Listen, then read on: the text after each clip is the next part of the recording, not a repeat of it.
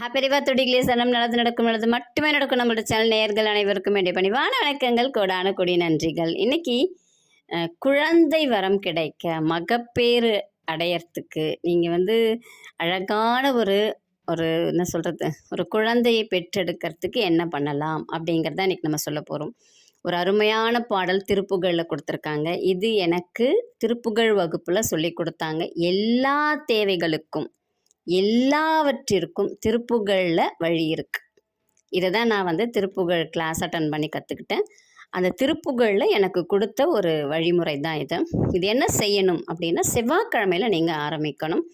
செவ்வாய்க்கிழமையில் நீங்கள் காலையிலையும் செஞ்சுக்கலாம், சாயந்தரமும் செஞ்சுக்கலாம். நிறைய பேர் வேலைக்கு போவாங்க, அவங்கவுங்களுடைய இஷ்டம். சரிங்களா? ஒரே நேரம் தான் செய்யணும், காலையில் செய்ய ஆரம்பிச்சிங்கன்னா காலையில் தான் செய்யணும் அப்படிங்கிறது இல்லை. உங்களால் முடிஞ்ச மாதிரி நீங்கள் செஞ்சுக்கலாம். உங்கள் வீட்டில் இருந்தும் செய்யலாம், நீங்கள் வெளியில் இருந்தும் செய்யலாம், கோயில்லையும் செய்யலாம். உங்களுக்கு அந்த எண்ணம் முருகப்பெருமானை சென்றடையணும். முருகப்பெருமான் கிட்ட கோரிக்கையை வச்சுருங்க, எனக்கு குழந்தை செல்வம் வேண்டும். அவ்வளோதாங்க நீங்கள் வைக்க போகிறதே. நீங்கள் இந்த பாடலை 9 முறை சொல்லணும். செவ்வாய்க்கிழமை ஆரம்பிக்கிறீங்க, 9 முறை சொல்லுங்கள். 48 நாட்கள் நீங்கள் சொல்லுங்கள்.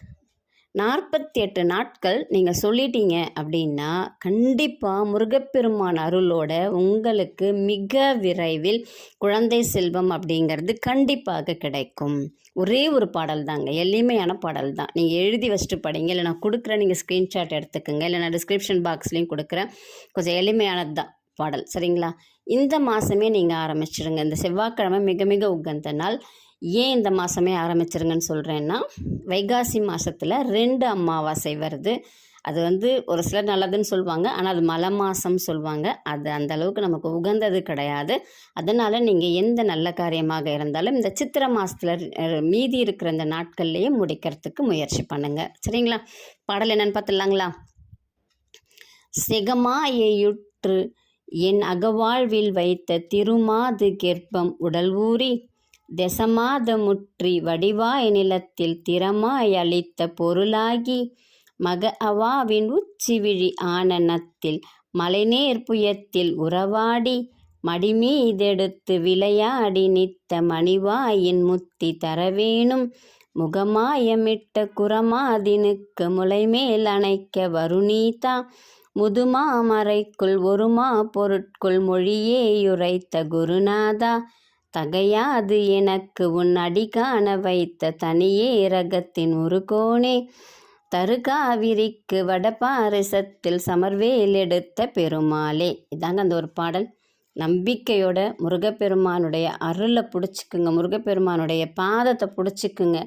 நம்பிக்கையோட இந்த ஒரு பாடலை நீங்கள் 9 முறை செவ்வாய்க்கிழமை ஆரம்பித்து சொல்லிகிட்டே வாங்க. நடுவில் எனக்கு ஊருக்கு போகிறேன், அதெல்லாம் பிரச்சனை கிடையாதுங்க. நடுவில் திடீர்னு எனக்கு செய்ய முடியாமல் போகுது, உடல் சரியில்லை, உடல்நிலை சரியில்லை, எந்த காரணம் வந்தாலும் அதை விட்டுட்டு அடுத்த நாள் நீங்கள் தொடர்ச்சியாக கண்டினியூ பண்ணலாம். முருகப்பெருமானுக்கு தெரியும் நம்ம செய்கிறோமா இல்லை அதை சாக்கா வச்சு விட்டுடுறோமான்னு தான் அவர் நம்மளை டெஸ்ட் பண்ணுவார். சரிங்களா? திரும்பியும் நீங்கள் செய்ய ஆரம்பிக்கிறீங்க, நீங்கள் திரும்ப 48 நாள் செய்யணுங்கிறதுல இப்போ 10 நாள் செய்கிறீங்க, நடுவில் ஒரு 3 நாள் உங்களால் செய்ய முடியலன்னா அந்த 3 நாளை விட்டுட்டு அடுத்த நாள் 11 கணக்கு வச்சு தான் நீங்கள் செய்ய போகிறீங்க. சரிங்களா? முருகப்பெருமான் உங்கள் பொறுமையை சோதிப்பார். நீங்கள் அதில் ஜெயிச்சிங்கன்னா முருகப்பெருமானுடைய அருளோடு அருமையான முருகப்பெருமானே உங்களுக்கு குழந்தையாக கிடைப்பார். நம்பிக்கையோடு செய்து பலனடைங்கள். நன்றி, வணக்கம். நல்லதே நடக்கும்.